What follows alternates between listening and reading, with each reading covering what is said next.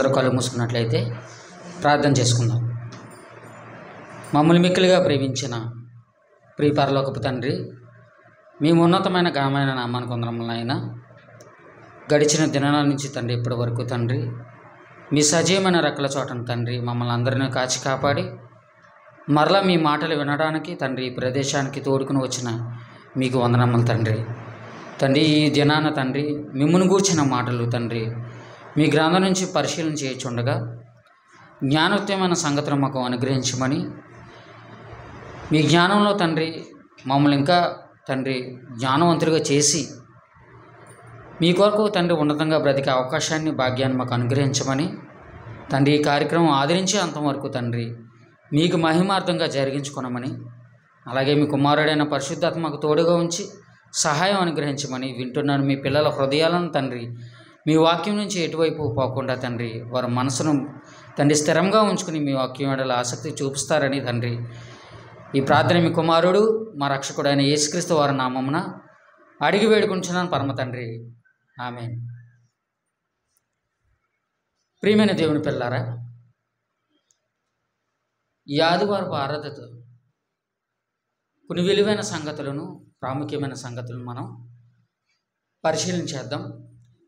యేసుక్రీస్తును నమ్ముకున్న తర్వాత మరి మన జీవితంలో జరిగే కొన్ని యథార్థమైన సంఘటనలను గురించి మనం పరిశీలన చేయవలసిన అవసరత ఎంతైనా ఉన్నది.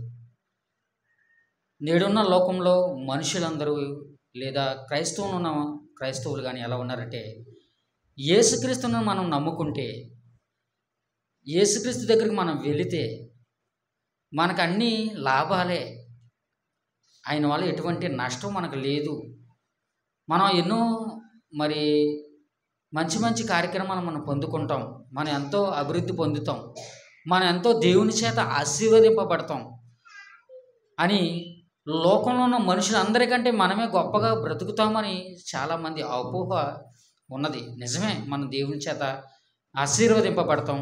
అది ఏ విధంగా అన్నది బైబిల్లో స్పష్టంగా రాయబడింది. దాని గురించి మనం పరిశీలించేద్దాం. క్రైస్తవంలోకి వచ్చిన తర్వాత యేసుక్రీస్తు మనం నమ్ముకున్న తర్వాత నష్టపోయామా లాభపడ్డామా అనే ఒక మంచి సంగతిని గురించి మనం పరిశీలించేద్దాం.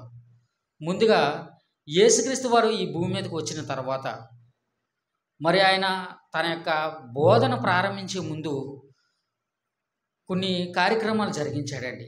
అదేంటంటే, ఆయనకు కొంతమంది శిష్యులను ఆయన ఏర్పరచుకున్నాడు. మీ అందరికీ బాగా తెలుసు, పేతురు, యోహాను, అలాగే మిగిలిన సహోదరులు వారితో ఎవరైతే ఉన్నారో వారందరూ కూడా 12 మంది సుమారు ఉన్నారు. వీరిని ఏర్పరచుకునేటప్పుడు యేసుక్రీస్తు వారిని వెంబడించడానికి, యేసుక్రీస్తు వారు చెబుతున్న మాట ఏంటో మనం పరిశీలించేద్దాం. అందరూ మీ బైబిల్ తెరిచి మత్తయి సువార్త 4వ అధ్యాయం, మత్తయి సువార్త 4వ అధ్యాయం 18వ వచనం.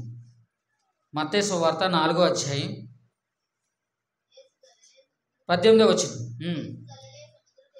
యేసు గలిలయ సముద్ర తీరమున నడుచుచుండగా పేతురు అనబడిన సీమోను, అతని సహోదరుడైన ఆంద్రేయ అని 2 సహోదరులు సముద్రములో వలవేయుట చూచెను. వారు జాలరులు. ఆయన, నా వెంబడి రండి, నేను మిమ్మల్ని మనుషులను పట్టు జాలరులుగా చేతురని వారితో చెప్పును. వెంటనే వారు తమ వలలు విడిచిపెట్టి ఆయనను వెంబడించింది. ప్రియమైన దేవుని పిల్లరా, ఇక్కడ మనం ఆలోచించవలసిన విషయం ఏమిటంటే, యేసుక్రీస్తు వారు వెళ్ళడం ఏంటి?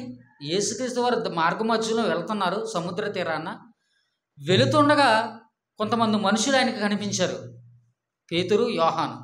వారు తమ వలలు బాగు చేసుకునేవారు కొంతమంది ఉన్నారు, కొంతమంది వలలు వేస్తూ ఉన్నవారు కొంతమంది ఉన్నారు. ఇక్కడ పేతురు, యోహాను ఏం చేస్తున్నారండి? సముద్రంలో వల వేస్తున్నారు. అప్పటికే యేసుక్రీస్తు వారు నడిచి వెళ్ళే టైంకి వారు వల వేస్తున్నారు చేపలు పట్టుకోవడానికి. వారిని చూసి యేసుక్రీస్తు వారు, ఇదిగో పేతురు, యోహాను, మీరు మీ వలలు విడిచిపెట్టి నన్ను వెంబడించండి, మిమ్మలను మనుషులను బట్టి జాలరులుగా నేను చేస్తానన్నాడు. అదేంటండి, ఒక మాటతో వాళ్ళు వలలు ఎలా విడిచిపెట్టారు? మీకు అర్థమైందా? మీరు ఏదో తాపి పని చేస్తున్నారండి, లేదా వేరే ఒక ఉద్యోగం చేసుకుంటున్నారండి, లేదా ఏదో ఒక వ్యాపారం జరిగించుకుంటున్నారండి. నేను వెళ్ళి, బాబు భాస్కర్ ఒకసారి నువ్వు నాతో రా, నన్ను వెంబడించు, నేను నిన్ను తాపీ మేస్త్రిగా కాదు, నిన్ను ఒక మంచి ఉద్యోగిగా లేదా ఒక వ్యాపారానికి ఒక సంస్థ అధినేతగా నిన్ను పెడుతున్నాను, నన్ను వెంబడించే, దాన్ని విడిచిపెట్టే అని అనుకోండి, భాస్కర్ నాతో వస్తాడా? నా మాట వెంటనే వస్తాడా? రాడని. ఎందుకు వస్తాడు? దానికి 1,00,000 కారణాలు ఉంటాయి. అతను తన వృత్తిని విడిచిపెట్టి రావాలంటే అది చిన్న విషయం కాదు. ఎందుకు వచ్చేస్తాడు? ఎందుకంటే అతని యొక్క జీవనాధారం అది. అతని జీవనాధారాన్ని విడిచిపెట్టి వస్తున్నాడంటే దానికి చాలా బలమైన కారణం ఉండాలి. ఆ మాట మీద నమ్మకం ఉండాలి, లేదా ఆ వ్యక్తి మీద నమ్మకం ఉండాలి. ఇక్కడ యేసుక్రీస్తు మాట మీద వీరికి నమ్మకం ఎలా కలిగింది? పేతురుకు కానీ యోహానుకు కానీ ఈయన ఒక్క మాట చెబితే వారు ఆ యొక్క వృత్తిని ఎలా విడిచిపెట్టారు? వారి యొక్క ప్రొఫెషన్ అది చేపలు పట్టడం. వారు ఏమనుకుని ఉంటారంటే, బైబిల్లో ఇక్కడ స్పష్టంగా అదైతే రాయబడలేదు, కానీ వారు ఏమనుకుంటారంటే, మేము చేపలు పట్టుకుంటున్నాం కదా, ఏమండి చేపలు విలువైనవి కదా, చేపలు పడితేనే కదా వారికి పైకం వస్తుంది, వారి జీవనాధారం గడుస్తుంది. చేపల కంటే విలువైన వారు ఎవరండి? మనుషులు.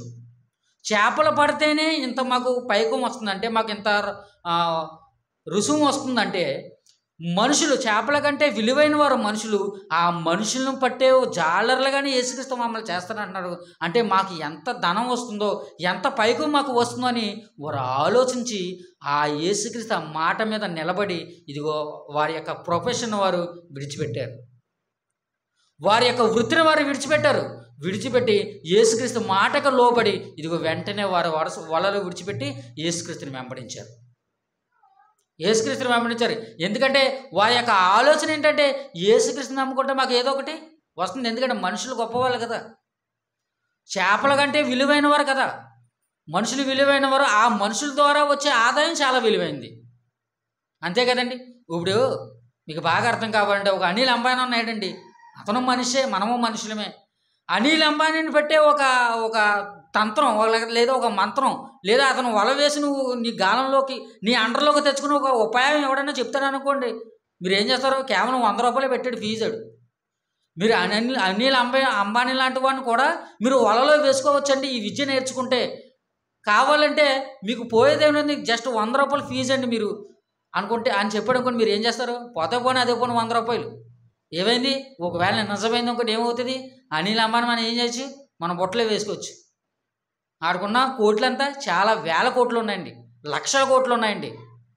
రీసెంట్గా పేపర్లో వేసిన మరి అతని యొక్క ఆర్టికల్ ప్రకారం అతనికి ఉన్న ఆస్తిని బట్టి సుమారు 9 శతాబ్దాలు అతను కూర్చుని తిన్న అతని ఆస్తి తరగదంటండి. 9 శతాబ్దాలు. శతాబ్దం అంటే 100 సంవత్సరాలు. అలాగా 900 సంవత్సరాలు అతను కూర్చున్నా, ఆ ఫ్యామిలీ వాళ్ళు కూర్చుని తినేసినా అతని ఆస్తి తరగదంటండి. అంత సరిపోతుందంటే ఇప్పుడున్న అతని ఆస్తి విలువ. చూసారా ప్రియమైన దేవుని పిల్లలు? అంటే ఆ మనిషికున్న విలువ చూడండి. ఇక్కడ యేసుక్రీస్తు కూడా చెప్పగానే వారు ఎందుకు వాళ్ళని విడిచిపెట్టారంటే, ఇదిగో మనుషుల ద్వారా వచ్చే ఆదాయం చాలా విలువైంది కాబట్టి మనుషులు బట్టే జాలాలుగా చేస్తున్నారంటే, ఇదిగో యేసుక్రీస్తు మాట మీద నమ్మకం ఉంచి వారు వలలు విడిచిపెట్టారు. అంతే కదండి. నేడున్న సమాజంలో క్రైస్తవులు ఉన్న అనేక మంది ఉన్న విశ్వాసులు మాత్రం ఎలా ఉంటారు? విశ్వాసులు ఎలా ఉంటారండి? సంఘంలో ఉన్న విశ్వాసులు ఎలా ఉంటారు? చాలా పేదవారు ఉంటారు, బీదవారు ఉంటారు, మధ్యతరగతి వారు ఉంటారు, లేదా కొంతమంది ధనికులు ఉంటారు. కానీ ఆ విశ్వాసులకు బోధ చేస్తున్న బోధకులు ఎలా ఉంటారండి? లేదా సేవ చేస్తున్న సేవకులు ఎలా ఉంటారండి? విశ్వాసుల కంటే చాలా గొప్పగా ఉంటారండి వారు. ఎందుకంటే వారు సంపాదించుకున్న ధనం అంతా ఇంత కాదండి, అంతా ఇంత కాదు, అందరూ కాదు, కొంతమంది ఎలా ఉన్నారు మనందరికీ బాగా తెలుసు. అనేక మంది, ఎందుకంటే అతని సంఘంలోకి వచ్చే విశ్వాసకి తినడానికి తిండి కూడా ఉండదు కొంతమందికి. కానీ మరి ఆయనకి ఏముంటుందండి? పెద్ద పెద్ద బంగళాలు ఉంటాయి, పెద్ద పెద్ద కారులు ఉంటాయి. మరి ఇతనేమో ఏం చెప్తాడు? మీరు ఏ దేవుణ్ణి నమ్మండి, ఇదిగో దేవుడు నన్ను ఆశీర్వదించాడు, మిమ్మల్ని కూడా అలాగే ఆశీర్వదించాడని అతమాడికి అదే మాట చెప్తాడు. కానీ ఇతను మాత్రం ఆశీర్వదింపబడుతుంటాడు, అతను మాత్రం ఆశీర్వాదం పొందుకోవడానికి ఎప్పుడు అలాగే ఉంటాడు. ఎందుకు ఆశీర్వదింపబడతాదని లేదంటే అతను ఏదో కారణం చెప్తాడు. ఎందుకంటే నువ్వు అలా చేయట్లేదు, ఇలా చేయట్లేదు, నువ్వు దేవునికి ఇవ్వట్లేదు అన్నాడు. లేనివాడు దేవునికి ఎలాగిస్తాడు చెప్పండి? ఒక బీదవాడు దేవునికి ఇవ్వాలంటే ఎక్కడి నుంచి తెచ్చేస్తారు? దొంగతనం చేసి తెస్తాడా? లేదా తనకు ఆస్తులు పాస్తులు లేనప్పుడు అతను ఎక్కడి నుంచి తీసుకుని వస్తాడు. కానీ వారు చేస్తున్న బోధ కరెక్ట్గా చేయరండి, దేవుడికి అనుకూలంగా చేయరు ప్రియమైన దేవుని. ఎందుకంటే వారికి డబ్బు సంపాదన ఒక ధ్యేయంగా మారిపోయింది. ఇదిగో ప్రారంభంలో శిష్యులు కూడా అలాగే ఆలోచించారు, కానీ నేడున్న మనుషులు కూడా అలాగే ఆలోచిస్తున్నారు. మరి యేసుక్రీస్తుని నమ్ముకున్న తర్వాత మరి ధనమే వస్తుందా? మనకి ధనం వస్తుందా? యేసుక్రీస్తు ఏం చెప్పాడు ధనవంతుల కోసం? మంచి మాట చూద్దాం. మత్తయి సువార్త, అదే మత్తయి సువార్త 19వ అధ్యాయం 23వ వచనం. అదే మత్తయి సువార్త 19వ అధ్యాయం 23వ వచనం. యేసు తన శిష్యులను చూచి, ధనవంతుడు పరలోక రాజ్యంలో ప్రవేశించుట దుర్లభము అని మీతో నిశ్చయంగా చెప్పుచున్నాను. ఇది కాక ధనవంతుడు పరలోక రాజ్యంలో ప్రవేశించుట సూది బెజ్జంలో ఒంటె దూరుట సులభమని మీతో చెప్పుచున్నానను. శిష్యులు ఈ మాట విని మిక్కిలి ఆశ్చర్యపడి, అలాగైతే ఎవడు రక్షణ పొందగలడని అడగగా, యేసు వారిని చూసి, ఇది మనుషులకు అసాధ్యమే కానీ దేవునికి సమస్తము సాధ్యమని చెప్పాను.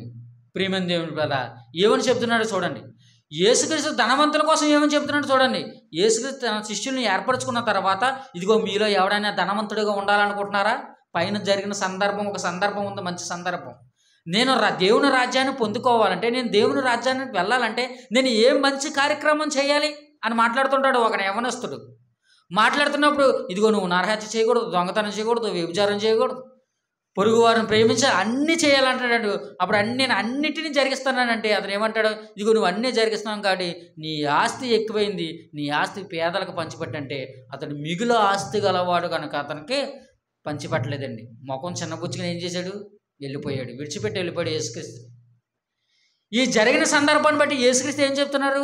ఇదిగో ధనవంతుడు పరలోక రాజ్యం చేరుట దుర్లభం, అసాధ్యం అన్నాడు. ఇంకా ఎంత అసాధ్యం అంటే, సూది బెజ్జంలోకి ఒంటైనా వెళ్ళిపోతుందేమో కానీ ధనవంతుడిగా ధనం కలిగిన వాడు పరలోక రాజ్యంలో వెళ్ళడన్నాడండి. మరి ధనవంతులు అవ్వాలని క్రైస్తవంలో ఉన్న మనుషులు ఎలా అనుకుంటున్నారు?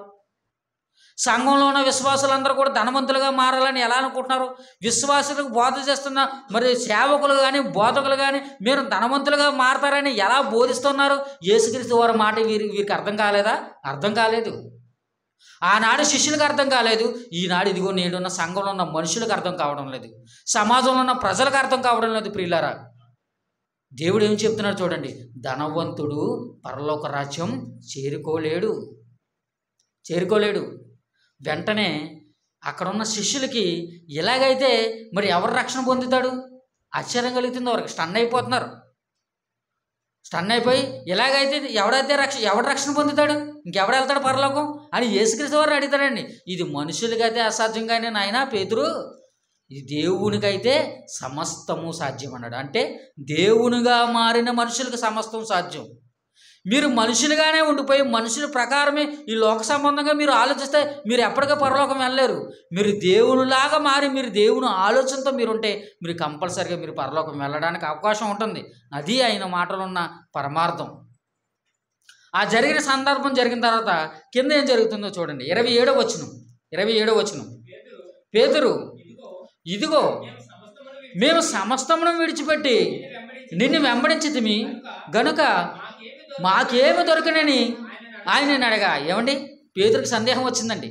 ఎందుకంటే ఇప్పటి వరకు మేమే దేనికోసం అనుకున్నాం? మనుషులను బట్టి చాలా అలాగా చేస్తామంటే మాకు ఏదో వస్తుందనే కదా యేసుక్రీస్తు నిన్ను వెంబడించాం. పేతురు, నేను, ఆంద్రేయ, ఫిలదెల్ఫియ, ఏమండి తోమా, మేమందరం నిన్ను వెంబడించాం కదా. ఇప్పుడు నువ్వు ధనవంతుడుగా ఉన్నవాడు పరలోకమే వెళ్ళాడంటున్నావు. ఇక మా గతి ఏంటి? మేము సమస్తం విడిచిపెట్టాం కదా. మా తల్లిదండ్రులను విడిచిపెట్టాం, పిల్లల్ని విడిచిపెట్టాం, మా వలలు విడిచిపెట్టాం, మా జీవనాధారాన్ని విడిచిపెట్టాం, అన్నిటినీ విడిచిపెట్టాం కదా.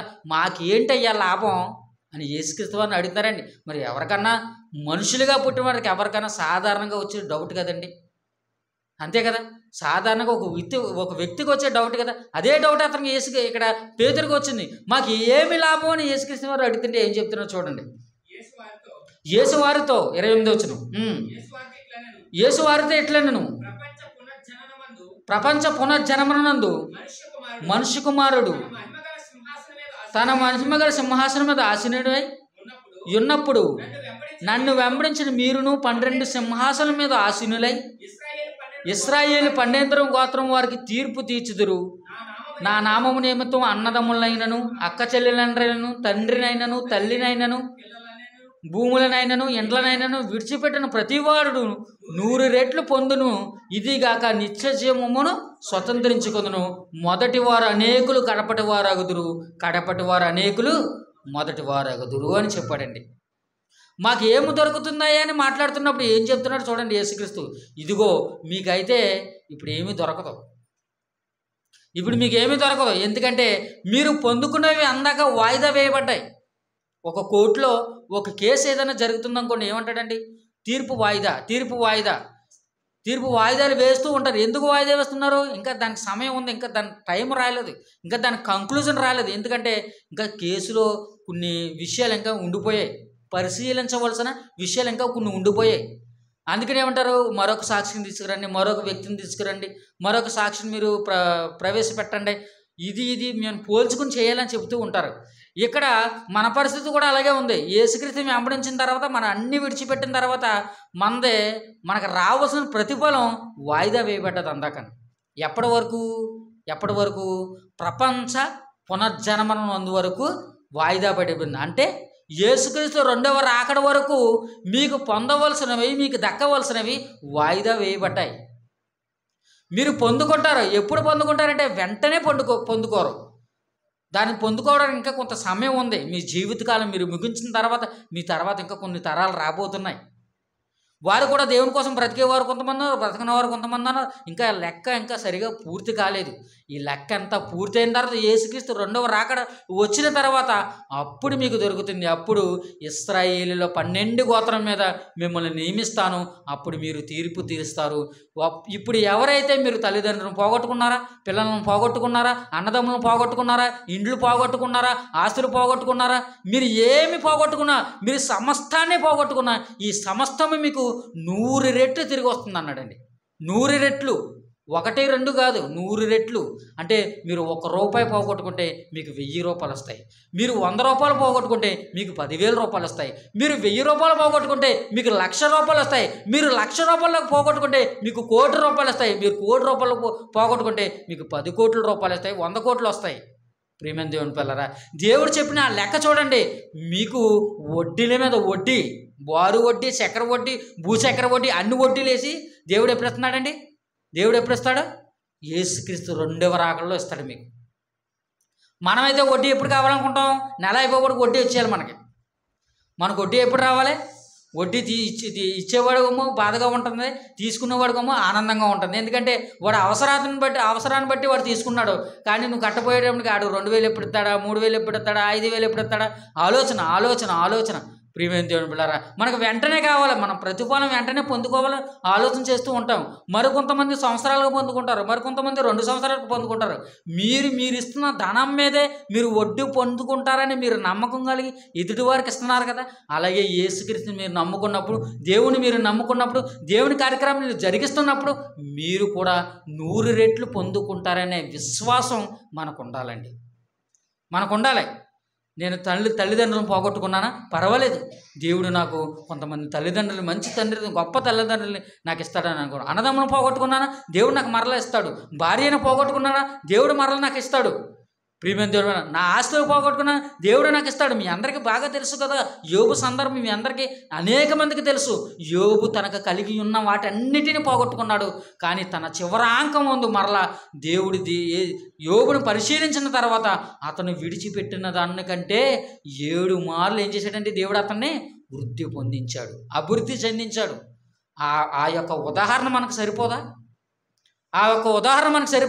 దేవుడు ఎన్నిటినో మన కళ్ళ ముందు ఉంచాడు, కానీ మనకే నమ్మకం కలగదు. అప్పుడప్పుడు ఈ నమ్మకం నుంచి సడలిపోతూ ఉంటుంటాం మనం. చూద్దాం మన సందర్భం. అపోస్తుల కార్యములు 3వ అధ్యాయం, అపోస్తుల కార్యములు 3వ అధ్యాయం 3వ వచనం. అపోస్తుల కార్యములు 3వ అధ్యాయం 3వ వచనం, క్షమించండి, 1వ వచనం నుంచే చదవండి. పగలు 3 గంటలకు ప్రార్థనా కాలమున పేతురును యోహానుము దేవాలయంకి ఎక్కి వెళ్ళుచుండగా పుట్టినది మొదలుకుని కుంటివాడైన ఒక మనుషుడు మోసుకుని పోబడుచుండెను. వాడు దేవాలయంకు వెళ్ళివారిని భిక్షమడుగుటకు కొందరు ప్రతిదినము వానిని శృంగారమును దేవాలయపు ద్వారమునొద్ద ఉంచుచు వచ్చిరి అని మాట్లాడుతున్నారు. చూడండి, ఇక్కడ జరుగుతున్న ఒక సందర్భం చూడండి.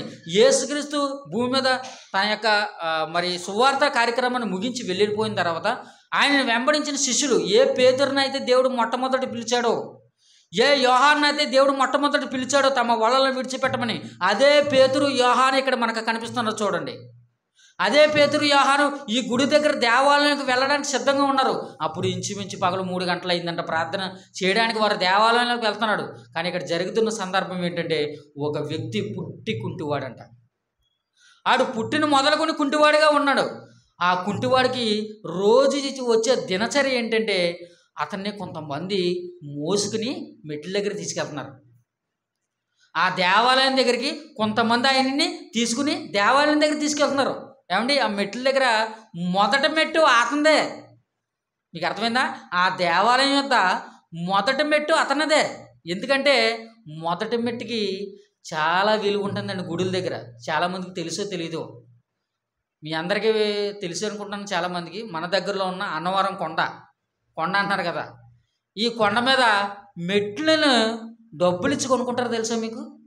ఒక మెట్టు దగ్గర నువ్వు కూర్చోవాలంటే కొంతకాలం వేలంపాట, మెట్టు దగ్గర నువ్వు ఉండడానికి వేలంపాట వేస్తారండి. 5,000, 10,000, 1,00,000, 50,000 నేను సంవత్సరానికి పాట.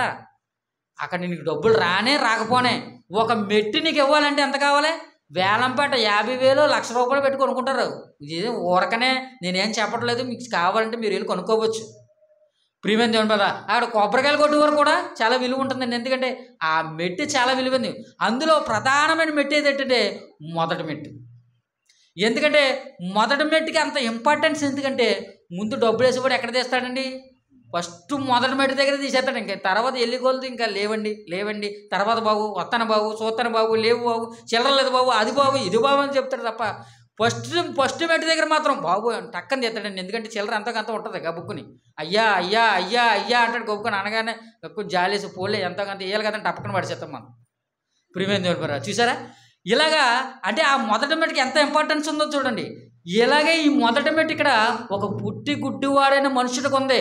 అతని విలువ ఏంటో తెలుసా? అతను రావక్కర్లొద్దు, అతన్నే కొంతమంది మోసుకుని వస్తారంట. మీకు అర్థమవుతుందా? ఆ పుట్టి గుడ్డివారిని కొంతమంది అతని దగ్గర ఆ గుడి దగ్గరికి దేవాలయం దగ్గర తీసుకొచ్చి అక్కడ పెడతారంట రోజున. అదే కదా ఉంది అక్కడ. రెండో వచనం చూడండి. పుట్టినది మొదలుకొని కుంటివాడైన ఒక మనుషుడు మోసుకుని పోబడుచుండెను. వాడు దేవాలయంకు వెళ్ళేవారిని భిక్షమడుటకు కొందరు ప్రతిదినము వాడిని శృంగారమున దేవాలయపు ద్వారమునంత ఉంచుచు వచ్చిరి. ప్రతిదినం ఉన్నట, ప్రతిరోజు కొంతమంది కిరాయిని పెట్టుకున్నాడు. మీకు అర్థమైందా? మోసుకుని ఆ గుడి దగ్గర దింపడానికే కిరాయి పెట్టుకున్నాడు. ఒక ఆటో పెట్టుకున్నాడా, ఒక వీల్ చైర్ పెట్టుకున్నాడా, లేదా ఒక ఏదైనా వాహనం పెట్టుకున్నాడా, ఏదో ఒకటి మొత్తం మీద. ఏమండి మీకు తెలుసా?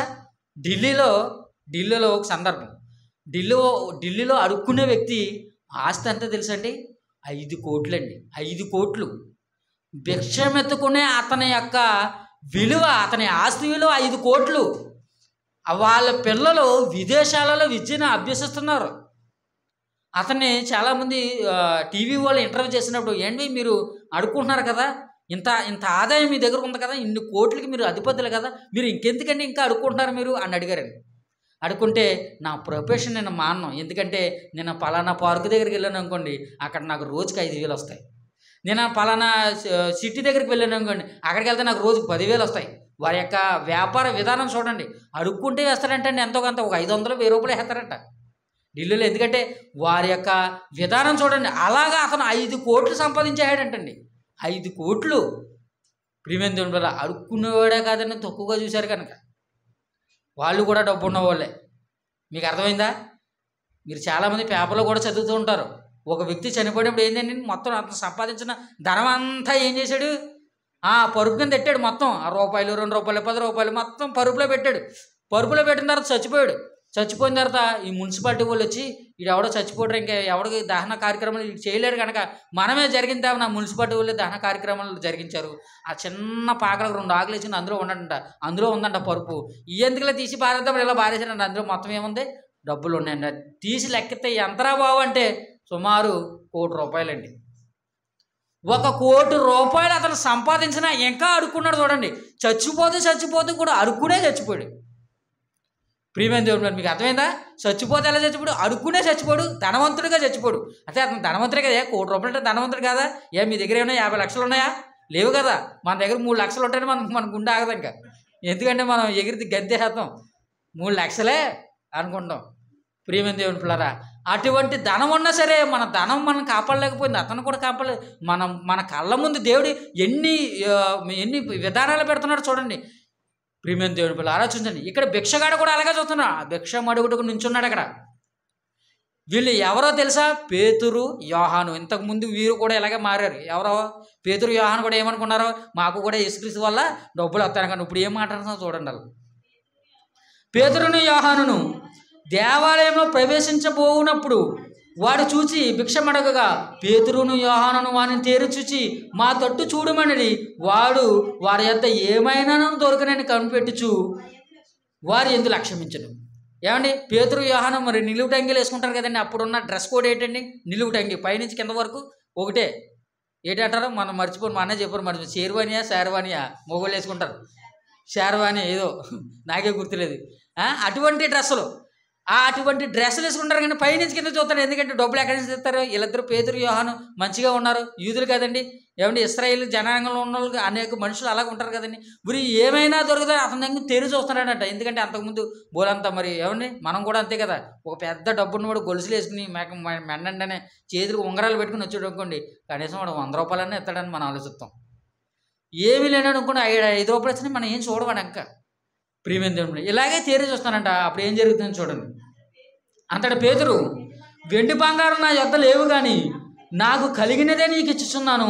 నజరేయుడైన యేసుక్రీస్తు నామమును నడుమని చెప్పి వాడు కుడి చెయ్యి పట్టుకుని లేవనెత్తును. వెంటనే వాడు పాదమును చీలమను బలము పొందును. వాడు దిగ్గున లేచి నడుచుతూ వెళ్ళిపోయాక. మీకు అర్థమైందా? దిగ్గులు లేచాడంట, అభేదం లేచాడు. యేసుక్రీస్తు నామన నువ్వు నడువు లెగిసి అన్నాడంట. అంతే, లెగిసిపోయాడట. అంటే మా దగ్గర వెండి భాగాలు లేవు, మా దగ్గర ఏమున్నారు? యేసుక్రీస్తు ఉన్నాడు మా దగ్గర వాక్యం ఉంది. మా దగ్గర ఇంకా వాక్యం తప్ప మా దగ్గర ఇంకేమీ లేవు. ఆ యేసుక్రీస్తు మాకు ఉన్నది కదా. ఆ యేసుక్రీస్తు నామంనే నువ్వు స్వస్థపరచబడుతున్నావు. నేను స్వస్థపరిచారండి. చూసారా? ఒకనాడు ధనం కోసం ఆలోచించిన పేతురు, యోహాను ఎప్పుడైతే యేసుక్రీస్తు ధనవంతులు పరలోక రాజ్యం వెళ్ళడని ఎప్పుడైతే యేసుక్రీస్తు ఆ మాట చెప్పాడో ఆ మాటను జ్ఞాపకం చున్నారా? ఇంకా ఆ యావలోకి వారు వెళ్ళలేదు. ఇంకా వెళ్ళకుండా మా దగ్గర వెండి బంగారాలు లేవు, మా దగ్గర ఉన్నది కేవలం వాక్యం, మా దగ్గర ఉన్నది యేసుక్రీస్తు. ఆ యేసుక్రీస్తు నామాన్నే మీరు ఉండండి అన్నాడు. చూడండి, అంటే యేసుక్రీస్తు మన జీవితంలోకి వచ్చిన తర్వాత, దేవుడు మన జీవితంలోకి వచ్చిన తర్వాత మనం ధనవంతులుగా మారతామా, నష్టపోతామా? మనకు లాభంగా ఉంటుందా, మనం నష్టంలోకి వెళ్ళిపోతామా? అంటే లోకపరంగా మనం నష్టపోతాం. లోకానికైతే ఇది నష్టంగా కనిపించదు. ఇంకా ధనవంతులుగా మారుతాం అనుకుంటారు. కాదు. మనం దేవుళ్ళలోకి వచ్చిన తర్వాత లోకపరంగా మనం లోకంలో ఉన్న అన్నిటినీ మనం కోల్పోతాం. చూద్దాం మరొక సందర్భం. అదే లోకసువార్త 5వ అధ్యాయం ముగించుకుందాం. లోకసువార్త 5వ అధ్యాయం 27వ వచనం. లోకసువార్త 5వ అధ్యాయం 27వ వచనం. అటు పిమ్మట ఆయన బయలుదేరి లేవీయులైన ఒక సుంకరి సుంకపు మెట్టినొద్ద కూర్చుండుట చూచి నన్ను వెంబడించమని అతనితో చెప్పగా అతడు సమస్తమును విడిచిపెట్టి లేచి ఆయనను వెంబడించను. చూసారా? యేసుక్రీస్తు దగ్గరికి వచ్చినప్పుడు ఏం జరుగుతుందో చూడండి. యేసుక్రీస్తు దగ్గరికి వచ్చినప్పుడు అతను సుంకరి యొక్క పరిస్థితి కూడా చూడండి. అటు పిమ్మట ఆయన బయలుదేరి లేవి అని ఒక సుంకపు మెట్టినొద్ద కూర్చుండి ఉండుట చూచి. ఏమండి, సుంకరి అంటే ఎవరండి? పన్ను వసూలు చేసేవాడు. అతను ఎక్కడ కూర్చున్నాడంట? అతను యొక్క ఆఫీస్ ఉంది, పన్ను ఆఫీస్, ట్యాక్స్ ఆఫీస్ ఉంటుంది కదా. అలాగే ట్యాక్స్ ఆఫీస్ ఉంది అక్కడ. ఆయనకు కూడా ఆ మెట్టు దగ్గర కూర్చున్నాడంట.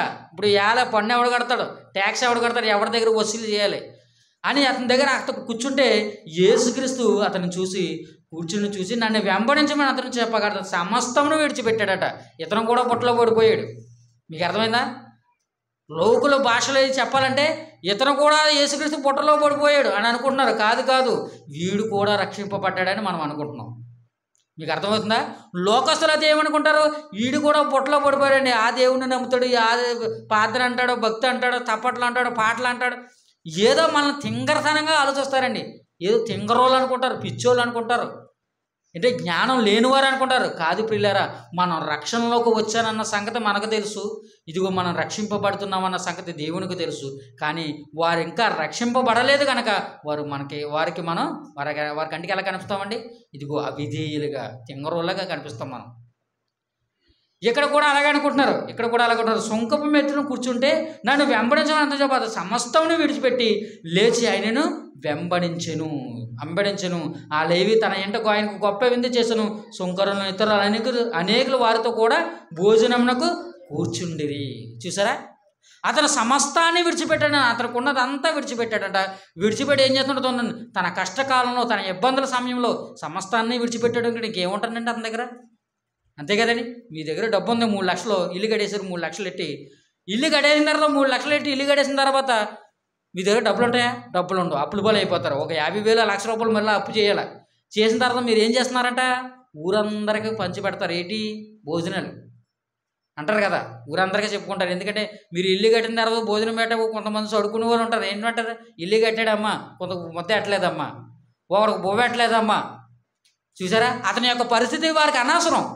వారి బాధ ఏంటి? భోజనం పెట్టలేదని.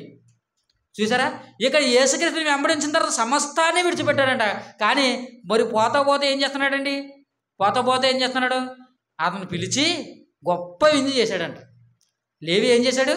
గొప్ప విందు జరిగించాడంట. యేసుక్రీస్తుని తీసుకువెళ్ళి అనేకులు, సుంకరులు, పరిచయులు అనేకుల మంది ఆ విందుకు వచ్చారు. ప్రియమైన దేవుని పిల్లరా, అంటే యేసుక్రీస్తుని వెంబడిస్తే అందరికీ నష్టమేనంటే నష్టమే, సమస్తాన్ని మనం నష్టపోవాలి.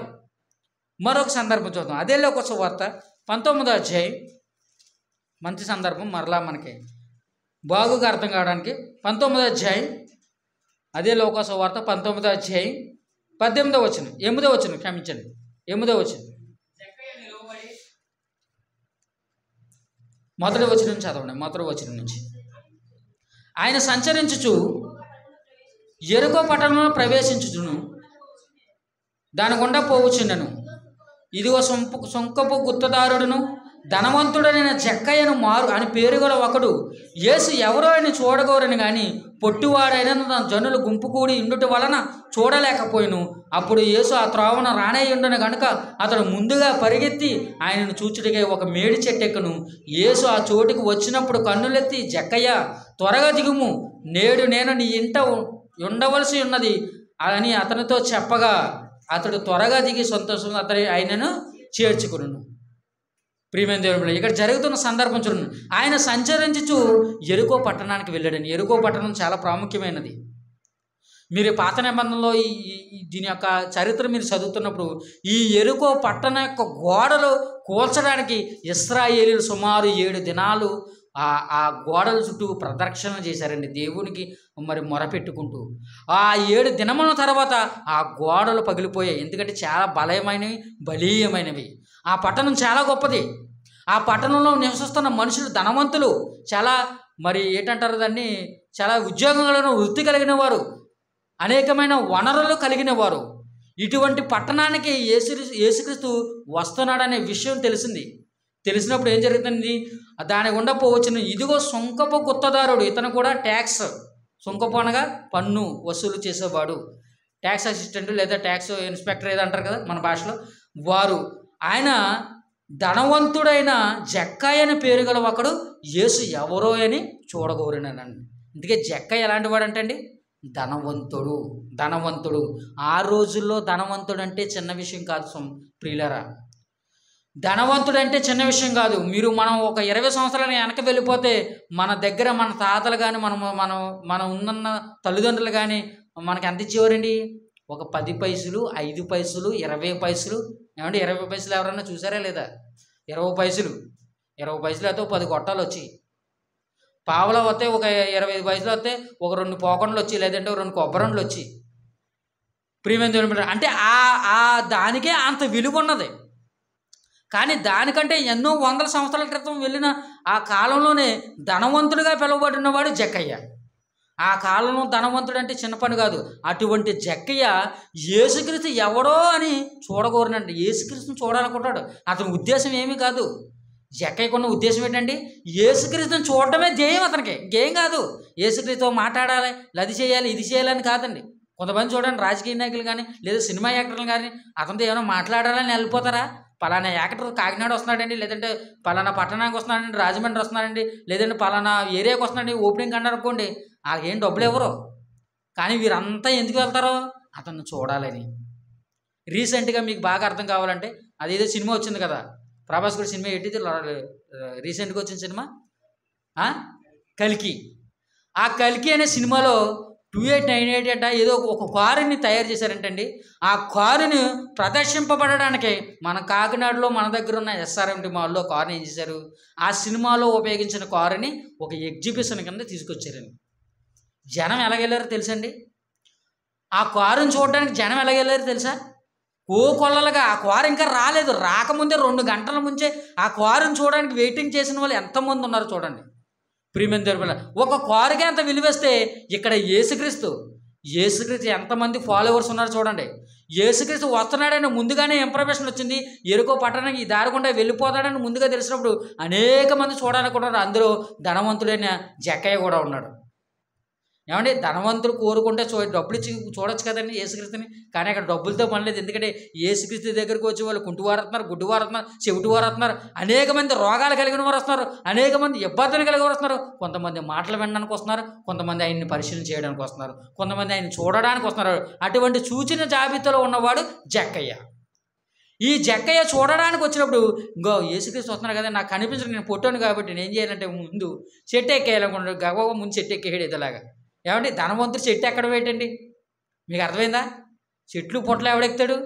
పని పాటలు లేని, లేదంటే ఊళ్ళో పల్లెటూరులో ఉన్నవాళ్ళు ఇగో ఎప్పుడు అందులోనే ఆడుకుంటూ చిన్నతనం నుంచి అలవాటు ఉన్నవాళ్ళు ఎక్కుతారు. ధనవంతులైన వారు చెట్లు ఎక్కేటప్పుడు ఎక్కడైనా ఉందా? మీరు ఎప్పుడైనా చూసారా? కొండ ఎక్కినప్పుడు కానీ ధనవంతులైన కొండలో చెట్లు ఎక్కరండి. అవసరమైతే అక్కడి నుంచి ఆ కొండ మీదకి కారు ఉందా, బస్సు ఉందా, హెలికాప్టర్ ఉందా, ఏదైతే ఉందో అది ఎక్కించుకుని వెళ్ళిపోతారు తప్ప వాళ్ళు మనలాగా కింద నుంచి నడుచుకుంటూ వెళ్ళరు. ప్రియమైన. కానీ ఇక్కడ జక్కయ్య ఇతని యొక్క ఆలోచన చూడండి, అతని యొక్క ఆసక్తి చూడండి. నేను ధనవంతుని, నా దగ్గర డబ్బులు ఉన్నాయి, నేను అవి ఉన్నాయి, అవి ఏం పట్టించుకోలేదండి. యేసుక్రీస్తు ఎలా ఉంటాడు అసలు అది నేను ఒకసారైనా చూడాలనుకుని గబగబా ఏదో చెట్టు ఎక్కేయడండి. చెట్టు ఎక్కేయగా గబగబా యేసుక్రీస్తు వచ్చారు. యేసుక్రీస్తు వత్త చూడండి. ఎప్పుడైతే జక్కని చూసి నువ్వు కిందకి రా, నేను ఇంటికి రావాల్సి ఉందనగానే గబగబా దిగేయడండి చెట్టు. ఏమండి, గబగబా దిగేసాడంటే ఎలా దిగేసాడు చెట్టు? మేడి చెట్టు అంటే అదేనా కూడా. ఒక కొబ్బరి చెట్టు ఎక్కువ అనుకోండి, మనం కొబ్బరి చెట్టు దిగేయాలంటే స్పీడ్గా దిగంటే ఎలా దిగేస్తాం? ఒక కోతెట్టుకుని జర్రం జారిపోతాం మనం. ఎబేయమని అందుకు గుండ్లు కట్టుకుపోతున్నాయా, మన ఛాతి కట్టుకుపోతుందా, అవి ఏమి చూడమని మనం. ప్రియమైన దేవుని ఇలా గబగబా దిగేసిన తర్వాత ఏం జరిగిందో చూడండి. 7వ వచనం, అందరూ అది చూచి ఆయన పాపి అయిన మనుషునితో బస చేయవలెనని చాలా సనుగుకునేది. జక్కయ్య నిలవబడి, ఇదిగో ప్రభువా, నా ఆస్తిలో సగం బీదలకిచ్చుచున్నాను. నేను ఎవని యొద్దనైనను అన్యాయంగా తీసుకుని ఎడల అతనికి 4 మరలా చెల్లింతునని ప్రభుతో చెప్పాను. చూసారా, జక్కయ్య తీసుకున్న ఈ నిర్ణయం చూడండి. ఎందుకంటే జక్కయ్య ఈ నిర్ణయం తీసుకునే ముందు అక్కడ జరుగుతున్న సందర్భం ఏమిటి? ఇదిగో ఇతను యేసుక్రీస్తు ఏం చేస్తున్నాడంట? నేను పాపి అయిన మనిషి యొద్ద బస చేయ వెళ్ళినని చాలా కొంతమంది ఏం చేస్తున్నారండి? సనుగుకునిరి. చాలామంది సనుక్కుంటారట. ఇదేంటి యేసుక్రీస్తు, ఇతనమో ధనవంతుడు, మా దగ్గరేమో అన్యాయంగా ట్యాక్స్ తీసుకుంటాడు, నా దగ్గర 1000 రూపాయలు తెప్పేశాడు, ఆడి దగ్గర 2000 తీసేసుకున్నాడు, ఇక్కడేమో 10,000కమ్మో నా దగ్గర 3,000 వడ్డీ వేసి నా దగ్గర 3,000 తీసేసుకున్నాడు, మొత్తం 13,000 అట్టుపోయాడు. ఇలా చాలామంది సనుక్కుంటారు. ఇలాంటి వాడి దగ్గరికి వెళ్తున్నాడు యేసుక్రీస్తు, ఎవడో చెప్పలేదా యేసుక్రీస్తుకి అని సనుగుకుంటూ ఉన్నారని చాలా సనుక్కున్నారట. చాలా సనుక్కున్న ఏదైతే నేను కానీ జక్కయ్య మాత్రం ఆశ్చర్యపోడండి. ఇంత గొప్ప మనిషి, నేను చూడాలనుకున్న మనిషి నా దగ్గరికి రావడం ఏంటి, మా ఇంటికి భోజనానికి రావడం ఏంటి? ఈ భోజనంకి చూసి ఉప్పి దబ్బైపోయాడండి జక్కయ్య. అతని మనసు మారిపోయిందండి. తనకున్న ఆస్తిని, ధనవంతుడైన వాడు తన ఆస్తిని ఇవ్వడానికి ఇష్టపడ్డా ఎప్పుడు ఎవరికో కూడా. కానీ అతని ఆస్తిలో సగభాగం నేను పేదలకు ఇచ్చేస్తున్నానని ప్రకటించేశాడండి. సగభాగం ఇచ్చేస్తున్నాడండి. సగభాగం ఎవరికి ఇస్తాడు? ఇంచుమించు అయితే ఆ కుటుంబంలో ఉన్న పిల్లలకి ఇస్తాడు. ఎవడైనా మీ కుటుంబంలో ఉన్న పిల్లలకి ఎవడగా మీరు బయట ఉన్న సమాజానికి ఇస్తారండి? ఎవడో కూడా ఇస్తారా? ఎవడెవడో ఎందుకంటే నా పిల్లలో, నా బిడ్డలో, నా కుటుంబం అని మీరు ఆలోచించి మీ ఇంట్లో వాళ్ళకి మీరు సమానంగా పంచిపెడతారు. కానీ జక్కయ్య ఎలా చేయడం లేదు. నా ఆస్తిలో సగభాగం నేను బేదలకు ఇచ్చేస్తున్నాను. ఇది కాక నేను ఇంకో విషయం ఏం చేస్తున్నానంటే, నేను ఎవడి యొద్ద అయినాను అన్యాయంగా ఏదైనా తీసుకుని ఉంటే ఒకవేళ నాకు తెలియకుండా నేను ఎవరి దగ్గర తీసేసుకున్నాను అనుకోండి, నేను ఆడికి 4 రెట్లు ఇస్తానండి. అంటే ఒక 1000 రూపాయలు తీసుకున్నాడు అనుకోండి, అతను 4000 చెల్లిస్తాడట. అతని దగ్గర 4000 తీసుకుంటే అతనికి 12,000 16,000 చెల్లిస్తాడట. చూసారా? అంటే దీనివల్ల జక్కయ్యకి నష్టమా లాభమా మీరు చెప్పండి? నష్టమే కదా, అంతే కదండి. 1 సంవత్సరం క్రితం మీ దగ్గర నేను ఒక 1000 రూపాయలు తీసుకున్నాను. 10 మంది దగ్గర 10,000 తీసుకున్నానండి. మీకు తిరిగి నేను ఎంత చెల్లించాలి? ఒకదానికి రెట్టికి రెట్టయింది అనుకోండి, ఎంత చెల్లించాలి? మనిషికి 2,000 ఇవ్వాలి, అంతేనా? మహా అయితే 20,000 ఇవ్వాలి. అలా కాకుండా మీ అందరి దగ్గర 10 మంది దగ్గర 10,000 తీసుకుని నేను 1,00,000 రూపాయలు మీకు ఇచ్చాను అనుకోండి, నాకేమవుతుంది? పులుసుగా అరిపోద్ది. మీకు అర్థమైందా? మీ దగ్గర తీసుకున్నది, మీ అందరి దగ్గర తీసుకున్నది 1000 రూపాయలు, 10,000 రూపాయలు, నేను మీకు చెల్లించింది మాత్రం 1,00,000 రూపాయలు. ఎంత తేడా ఉందండి, ఎంత డిఫరెన్స్ ఉందండి. అతని ఆస్తులు ఎంత పోగొట్టుకుంటాడండి అతను, కానీ పోగొట్టుకోవడానికి ఇష్టపడ్డాడండి. జక్కయ్య పోగొట్టుకోవడానికి ఇష్టపడ్డాడు. యేసుక్రీస్తు మన జీవితంలోకి ఎప్పుడైతే వస్తాడో, ఆయన మనం ఎప్పుడైతే వెంబడిస్తామో, ఆయన ప్రకారం మనం ఆజ్ఞల ప్రకారం మనం ఎప్పుడైతే నడుచుకుంటామో మనకు సమస్తము నష్టం, అంతే. అది ఆరోగ్యం నష్టమా, మీ యొక్క ధనం నష్టమా, మీ కుటుంబం నష్టమా, ఏదైనా మీకు నష్టమే. ఎందుకంటే మీరు తిరిగి పొందుకుంటారు ఎప్పుడు యేసుక్రీస్తు 2వ రాకడలో మీరు 100 రెట్లు పొందుకుంటారు. అదే విషయం మీకు జ్ఞాపకంలో ఉండాలి. ఎప్పుడు కూడా నేను పోగొట్టుకున్నది మరలా నేను పొందుకుంటాను. ఎప్పుడు పొందుకుంటానంటే అందాక వాయిదా వేయబడ్డది. అది ఇక్కడ జక్కయ్య కూడా అలాగే ఆలోచించాడు. నేను 4 రెట్లు ఇచ్చానా, నేను 1000 రెట్లు పొందుకుంటానన్నాడండి. 1000 రెట్లు పొందుకుంటాడు జక్కయ్య. ప్రియమైన దేవుని పిల్లరా, అటువంటి ఆలోచన కలిగిన వారుగా మనం ఉండాలి. నేడున్న క్రైస్తవులు ఇటువంటి ఆలోచన లేదండి. అందరూ దేవుడు మిమ్మల్ని ఆశీర్వదించేస్తాడు. ఆశీర్వాద ప్రార్థన, ఆదో ప్రార్థన, రోగాలకు ప్రార్థన, ఎన్ని ప్రార్థన చేస్తారండి. దేవుని విసిగించి చంపేస్తున్నారండి. అదే ఏ దేవుడి స్థానంలో మనం కొంచెం కాల్చి పడుతుంది దేవుడు. మిగతా ఎవడైతే ప్రార్థన ఎవడైతే అతను ముందు కాల్చేస్తామని. ఎందుకంటే ఇన్ని ప్రార్థనలే విసుకొచ్చేస్తుంది మనకి. ఎంత దేవుడు ఎంత దీర్ఘ శాంతంతో ఉన్నాడు చూడండి. చూద్దాం మరొక సందర్భం. ఫిలిప్పీయులకు రాసిన పత్రిక, ఫిలిప్పీయులకు రాసిన పత్రిక 1వ అధ్యాయం, ఫిలిప్పీయులకు రాసిన పత్రిక 1వ అధ్యాయం 21వ వచనం. ఫిలిప్పీయులకు రాసిన పత్రిక 1వ అధ్యాయం 21వ వచనం. నా మట్టుకైతే బ్రతుకుట క్రీస్తే, చావైతే లాభం అంటాడండి పౌలు. అపోస్తలుడైన పౌలు చెబుతున్న మాట చూడండి. ఈ పౌలు కూడా ధనవంతుడే.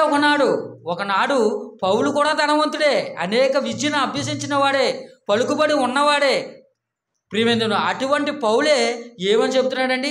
నా మట్టుకైతే బ్రతుకుడికి ఇస్తే. మీరు ఎలా పోతారో పోండి, మీరు ఎలా ఉంటారో ఉండండి, నాకు అనవసరం. అప్పుడప్పుడు చూడండి, మీరేం తింటారు అంటారు. అందరూ ఏమంటారు? నాకు బిర్యానీ కావాలి, నాకు చపాతీ కావాలి, నాకు బజ్జీలు కావాలి, నాకు ఇడ్లీలు కావాలంటారు. నేనైతే పెరుగన్నమే తింటాను అంటారు. ఏమైంది? నాకు అల్సర్ ఉన్నదండి, కాబట్టి నేను ఏం చేయకూడదు? మసాలా పుట్టి తినకూడదు. కాబట్టి ఏం చేయాలి? పెరుగన్నం తినాలి. మీరు అందరూ పాలవ తిన్నా, నేను మాత్రం ఏం తినాలి? పెరుగన్నమే తినాలి, తప్పదు ఇంక. మరి ఇక్కడ పౌలు ఏం చెప్తారో చూడండి. మీరు ఎలా బ్రతుకుతారో బతకండి. మీరు దేవుని కోసం బ్రతుకుతారా, చచ్చిపోతారా, లేకపోతే మీరు మాకు ఆశీర్వాదం అవుతుంది మీరు అనుకుంటారా, నాకు అనవసరం. నేను మీకు బోధించవలసిన బోధ మీకు చేశాను. బ్రతకవలసిన వారు మీరే. నా మట్టుకైతే బ్రతుకుట క్రీస్తే. నేను బ్రతికిందే క్రీస్తు కోసం. నేను జీవితం అంతా క్రీస్తు కోసమే బ్రతుకుతాను. ఒకవేళ చచ్చిపోయానా నాకు లాభం. క్రీస్తు కోసమే చచ్చిపోతాను. ఆ చనిపోవడం కూడా, ఆ చావు కూడా నాకు లాభంగా ఉంటుంది. ఎలాగంటే ఒకనాడు అబ్రహాము రొమ్మున ఆనుకోవడానికి ఒకడు వెళ్ళాడు చూసారా, ఒక వ్యక్తి వెళ్ళాడు చూసారా. అతను బీదవాడు కావచ్చు, ధనం లేనివాడు కావచ్చు, సమస్తాన్ని విడిచిపెట్టి కావచ్చు, అతను ఆరోగ్యం క్షీణించకపోవచ్చు, కుక్కలు వచ్చి అతని కురుపులు నాకవచ్చు. కానీ అతన్ని తీసుకుని వెళ్ళడానికి దేవదూత పరలోకం నుంచి వచ్చి దేవుడే పంపించి అంగరంగ వైభవంగా అతన్ని పరదేశికి తీసుకువెళ్ళాడు అబ్రహాము రొమ్మున ఆనుకోవడానికి. ఒక ధనవంతుడిగా లేనివాడు, ఒక ధనవంతుడు లేని భాగ్యాన్ని పొందుకున్నాడు ఒక లాజరు. హీనంగా లోకంలో చాలా చిన్నవాడు, తక్కువవాడు, అసలు మనుషుల లెక్కలో లేనివాడు. అలాంటి వాడే పరలోక రాజ్యానికి వెళ్ళిపోవడానికి అర్హత సాధిస్తే, నేను అలాంటి వాడిని, నాకు ధనం ఉన్నది, నా దగ్గర విద్యలు ఉన్నాయి, నాకు జ్ఞానం ఉన్నది, నాకు విజ్ఞత ఉంది, మరి మీరు పరలోక రాజ్యం వెళ్ళకపోతే ఎలాగా? పౌలు ఆలోచన చేశారా? అలాంటి వాళ్ళే పరలోకం వెళ్ళడానికి అర్హత సాధిస్తే, నాకు అన్నీ ఉండి నేను పరలోకం వెళ్ళకపోతే ఎలాగా? అందుకే నా బ్రతుకు ఎలాగ ఉండాలి? బ్రతుకుతూ క్రీస్తే చావు అయితే లాభం కాదు, గొడవ లేదు ఇంకా. ఏమండి, అదేదో పాట వచ్చింది కదా, సత్తే ఇక గొడవ లేదన్నాడు ఆడవడు. కానీ ఎందుకు లేదు గొడవ? అన్నీ ఉన్నాయి, గొడవలు ఉన్నాయి. చచ్చిపోయిన తర్వాత అసలైన గొడవలు ఉన్నాయి. ప్రియమైన దేవుని పిల్లారా, లాజరు వలె మనం కూడా ఆలోచించాలి. లాజరు వలె ఏమీ లేకపోయినా దేవుడు ఏం పట్టించుకోడండి. నీ యొక్క మనస్సు పట్టించుకుంటాడు దేవుడు, నీ యొక్క ప్రవర్తన పట్టించుకుంటాడు దేవుడు, నీ యొక్క ఆలోచన విధానాన్ని పట్టించుకుంటాడు దేవుడు. అటువంటి ఆలోచన కలిగి ఉన్నాం ప్రియులారా. దానికి బెస్ట్ ఎగ్జాంపుల్ మనకు లాజరు కనిపిస్తున్నాడు. అతను సమస్తాన్ని కోల్పోయిన తన ప్రాణాన్ని విడిచిపెట్టేంత వరకు దేవుని విడిచిపెట్టలేదు, దేవుని దూషించలేదు. అదిగో అతను తింటున్న రొట్టు ముక్కలు పడిపోతుంటే అవే తీసుకుని తిన్నాడండి. ఎంత దీనాతి స్థితి అండి! అతనికంటే గొప్ప స్థితిలో ఉన్నాం. మరి మనం ఎలా ఆలోచించాలి? మనం ఎవరితో పోల్చుకుంటాం? మనకంటే పైన ఉన్న వాళ్ళతో పోల్చుకుంటాం. మనం ఎప్పుడు కూడా డబ్బులో మనం ఎవరితో పోల్చుకుంటామండి? వాళ్ళకి అది ఉంది, వీళ్ళకి ఇది ఉంది, వాళ్ళకి అది ఉంది, లాడికి బండి ఉంది, లాడికి కూర ఉంది, లాడికి ఇల్లు ఉంది. అవన్నీ నీకెందుకయ్యా? నీకున్న దాంతో నువ్వు సంతృప్తి పడు, నీకున్న దాంట్లో నువ్వు సర్దుకుని బ్రతుకు, నీకున్న దాంట్లోనే నువ్వు దేవుని కోసం అర్పించు, నీకున్న దాంట్లోనే దేవుని కోసం నువ్వు గొప్పగా బ్రతుకు. ప్రియమైన దేవుడా, నీకు ఎవరో మరి సాదృశ్యంగా ఉండాలంటే ఇదిగో నీకంటే కింద ఉన్నాడు కదా లాజరు, అతను వెళ్ళిపోయాడు పరలోకం. మరి నువ్వు వెళ్ళవా పరలోకం? వెళ్ళాలి. ప్రియమైన దేవుని పిల్లారా, ఆలోచించండి. మరొక సందర్భం, అదే ఫిలిప్పీయులకు రాసిన పత్రిక 3వ అధ్యాయం 1వ వచనం. ఫిలిప్పీయులకు రాసిన పత్రిక 3వ అధ్యాయం 1వ వచనం. మెట్టుకు నా సహోదరులారా, ప్రభువునందు ఆనందించండి. అదే సంగతులు మీకు రాయట నాకు కష్టమైనది కాదు, మీకు అది క్షేమకరము. చూసారా? మెట్టుకు సహోదరులారా, మీ అందరికీ చెప్తుంది అంటే కంపల్సరీగా మీరు చేయవలసిందంటే ప్రభువునందు ఆనందించండి. దేవునికి మనం ఇచ్చిన తర్వాత మనం ఏంటంటారు, విచారం కలిగి ఉండకూడదండి. నేను మీటింగ్ 5,000 ఇచ్చాను, ఈ 5,000 ఉంటే ఈ నెల అంతా మన కుటుంబం గడిచిపోతుంది కదా. నేను మీటింగ్ 3,000 ఇచ్చాను, అయ్యి బాబు అనవసరంగా ఈ 3,000 ఇచ్చాను, నా సెల్లో బ్యాలెన్స్ ఒక 3 నెలలు 4 నెలలు వచ్చింది కదా, మా కుటుంబంలో ఇది వచ్చింది కదా, నేను బిర్యానీ తిందాను కదా, నా సెల్ ఫోన్ బాగు చేసుకుందా, నా బండి బాగు చేసుకుంటాను కదా. మన మనసు అలాగే పీకెత్తా ఉంటుందండి. ఎందుకు పీకెత్తుందంటే ఈ యొక్క ఆలోచన మనకు అపవాద ఆలోచనలు అనేకంగా వస్తాయి. మీరు అటువంటి ఆలోచన వచ్చిన మీరు దాన్ని దూరం పెట్టాలి. ఇటువంటి ఆలోచన నాకు రాకూడదా? ఎన్నో డబ్బులు నేను ఖర్చు పెడుతున్నాను, ఈ 3,000 నాకంత, నా దృష్టిలో ఇది పోల్చుకుంటే నేను చాలా తక్కువ. మన ఆలోచన కలిగి ఉండాలి, దేవుని యందు మన సహాయం అడగాలి. కానీ మన ఆలోచన మనకి ఎప్పుడు దోస్తూ ఉంటుంది. ఎప్పుడెప్పుడు లేదా అలాగే అంటారా, ఆ 2,000 ఇచ్చాడు, నువ్వు 5,000 ఇచ్చావు అనవసరంగానే. ఎందుకంటే ఆడికిలాగా నువ్వు కూడా 2,000 ఇవ్వచ్చు కదా, ఏం పోయింది, నీకు 3,000 సేవ్ అవుతుంది కదా అనిపిస్తూ ఉంటుందండి. మన మనసు మనల్ని అలాగే తొలిచేస్తూ ఉంటుంది. మరికొంతమంది అనుకుంటారు, అందరూ డబ్బులు ఇచ్చారు, నేను బాగానే ఇవ్వలేదురా బాబు, పోలే 5,000 సేవ్ అయ్యాయి అనుకుంటాను మరొకరు. చూసారా? మరికొంతమందికి ఏమొస్తుంది తెలుసా, అందరూ ఇచ్చారు నేను ఒక్కడనే ఇవ్వలేదు నాకు అని వాడి మనసులో చాలా మదనపడిపోతూ ఉంటాడు. అనవసరంగా అందరూ ఇచ్చారు డబ్బు, నేను ఇవ్వలేకపోయాను, నేను దేవుడి కార్యక్రమం జరిగించలేకపోయాను అనుకుంటాడు. ఏమండి, మన కుటుంబంలో కానీ మన పరిస్థితులు కానీ మనకి ఎదురొద్దడం మనం ఎంత కష్టపడతామండి. 5,000 10,000 వడ్డీ, 5 రూపాయల 10 రూపాయలు తెచ్చేస్తాం ముందు అర్జెంట్గానే. ఎందుకంటే మనకేం జరగాలి, అక్కడ పని జరగాలి, మన కష్టం నుంచి బయటపడాలి. కానీ దేవుని పని దగ్గర మనం ఆలోచిస్తాం, అలాగా ఆలోచిస్తుంది. ఏదో పెద్ద లెక్కలు వేసేస్తామండి, ఏటో గంట నాకు అర్థం అవ్వదు. పెద్ద లెక్కలు, ఆ లెక్కలకి మనం రాత్రి పడుకునేటప్పుడు లేచినప్పుడు అత్తమాడుకు లెక్కలే ఏంటి, ఆ 2,000 కోసం 3,000 కోసం మనం. ప్రియమైన దేవుని పిల్లారా, ఆ 2,000 3,000 మనకి ఎంత అండి? మన జీతంతో పోల్చుకుంటే ఒక 2 రోజులు కూలి, ఒక 3 రోజులు కూలి. నీ 3 రోజుల కష్టం ఒక మంచి కార్యక్రమం జరగడానికి అక్కడ ఉపయోగపడుతుంది. నీ 3 రోజుల కష్టం ఒక మనిషిని, ఒక పాపిని రక్షించడానికి అవకాశం ఉంటుంది. నీ 3 రోజుల కష్టం ఒక విలువైన సంగతులు సమాజంలో ఉన్న ప్రజలకు వినిపించడానికి అవకాశం ఉంటుంది. ప్రియులారా, ప్రియమైన దేవుని ఆలోచించండి. మన కష్టాజీతాన్ని దేవుడికి ఇవ్వాలి. మీరు ఇవ్వడానికి మీరు ఆలోచిస్తున్నారంటే ఒక విషయాన్ని మనం మర్చిపోతున్నాం. ఏంటంటే ఇక్కడ 1 రెట్టు పోగొట్టుకున్నవాడు అక్కడ 100 రెట్లు పోగొట్టుకుంటున్నాడన్న సంగతి మనం విడిచిపెడుతున్నాం. మీకు వడ్డీ, చక్ర వడ్డీ, భూచక్ర వడ్డీ దేవుడు ఇస్తానరా బాబు అని దేవుడు చెప్తుంటే మనం ఈ 3,000తోనే మనం సరిపెట్టుకుంటున్నాం. ఆ 3,000 దాచుకుని మనకి ఏం ఉండవు, ఏదో రూపంలో పోతాయి. మీరు ఆలోచించండి. కావాలంటే మీరు టెస్ట్ చేసుకోండి. ఆ 3,000 మన దేవుని పనికి మనం ఉపయోగించమా? 5,000 మన దేవుని పనికి ఉపయోగించమా? ఏదో రూపంలో దెబ్బేలు ఎగిరిపోతాయి. ఏదో ఒక వైరల్ ఫీవర్ వచ్చేది మనకి ఆటోమేటిక్గా. ఏమవుతాడు డాక్టర్ 4 టెస్టులు రాసేస్తాడు, దెబ్బేలు వాటికి వెళ్ళి ఎంతమ్మా 3,000 చచ్చినట్టు ఇవ్వాలి. అక్కడ నేను ఇవ్వనండి, నేను బేరం ఆడతానండి, 1,800 తీసుకోండి, 1,500 తీసుకోండి అంటే కుదరదు. 3,000 కట్టిపోవు, నీకు రిపోర్ట్లు కావాలంటే లేకపోతే మానే అంటాడు.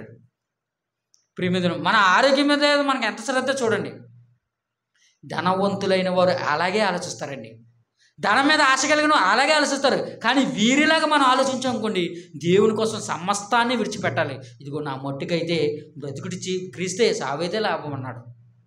మనం దేవుని యందు ఎలా ఆనందించగలము? దేవునికి మన సాయశక్తిలో మనం ఏం చేయగలం? దేవునికి ఒక పాట పాడి నేను అనేక మందిని ఏమైనా రక్షించగలనా? నేను వాక్యం చెప్పి అనేక మందిని ఒకరినైనా నేను రక్షించగలనా? నేను దేవుని కార్యక్రమాలు చేస్తే ఒకరినైనా నేను రక్షించగలనా అని మనకు మనం ఆలోచన చేసుకుంటూ మనం ప్రయత్నం చేయాలి కదా. మనం ప్రయత్నం చేయండి, దేవుడు మీకు ఏం సహాయం చేస్తారో చెప్పండి. మీరు ప్రయత్నం చేస్తున్న విషయం చుట్టూ ఉన్న మనుషులకు తెలియకపోవచ్చు, పైన దేవునికి తెలుసు కదా. నువ్వు ఎంత మదన పడుతున్నావో, నువ్వు ఎంత బాధపడుతున్నావో, నువ్వు ఎంత ఆలోచన కలిగి ఉన్నావో అవన్నీ దేవుడు చూస్తున్నాడయ్యా. నువ్వు ప్రార్థన చేయి, దేవుడే నీకు సహాయం చేస్తాడు. దేవుని మాటలను ఆనందించు, దేవుని కార్యక్రమాలను ఆనందించు. విచారించుకో, ఎప్పుడు విచారించుకో. విచారణ కలిగి మనం ఉండకూడదు, ఎప్పుడూ ఆనందించాలి. అమ్మయ్య, ఈ కార్యక్రమం చేయడానికి దేవుడు నాకు అవకాశం ఇచ్చాడు, ఆనందం కలిగి ఉండండి. నా చేతుల మీదుగా వాక్యం ప్రకటింపబడింది, నేను ఆనందంగా ఉండాలి. ఎందుకంటే ఈ బాధ్యత నాకు ఇచ్చింది, ఇంతమంది మనుషులను ఇంతమంది ఈ బాధ్యత నాకు అప్పగించారంటే దేవుడు నాకు ఎంత గొప్ప అవకాశం ఇచ్చాడని నేను ఆలోచించాడు కదా. నేను గొప్పను, నాకు వాక్యం వచ్చు, నేను ఎన్నో రోజుల నుంచో నేర్చుకున్నాను, నేనే చెప్పగలను, నేనే బాగా మాట్లాడగలను, అందుకే దేవుడు నాకు ఈ అవకాశం ఇచ్చాడు నేను అనుకున్నాను అనుకోండి, దేవుడు పాతాళలోకాన్ని తొక్కేస్తాడు. అక్కడ దరిదాపులో కనపడకుండా చేసేస్తాడు. ప్రియమైన దేవుని పిల్లలు, ప్రతి విషయంలో మనం ఆనందించాలి. యేసుక్రీస్తునందు మనం ఆనందించాలి. సమస్తం పోయినా మనం ఆనందించాలి. అదే చెప్తున్నాడు ఇక్కడ. మెట్టుకు సహోదరులారా, ప్రభువునందు ఆనందించండి. ఎలా ఆనందించాలో చెప్తున్నాడు చూడండి. 7వ వచనం చూడండి. 7వ వచనం, అదే 3వ అధ్యాయం 7వ వచనం. అయినను ఏవేవి నాకు లాభకరములై ఉండినో వాటిని క్రీస్తు నిమిత్తము నష్టముగా ఎంచుకుంటుని, నిశ్చయముగా నా ప్రభు అయిన యేసుక్రీస్తుని గూర్చిన అతి శ్రేష్టమైన జ్ఞానము నిమిత్తమై సమస్తమును నష్టంగా ఎంచుకునిచున్నాను.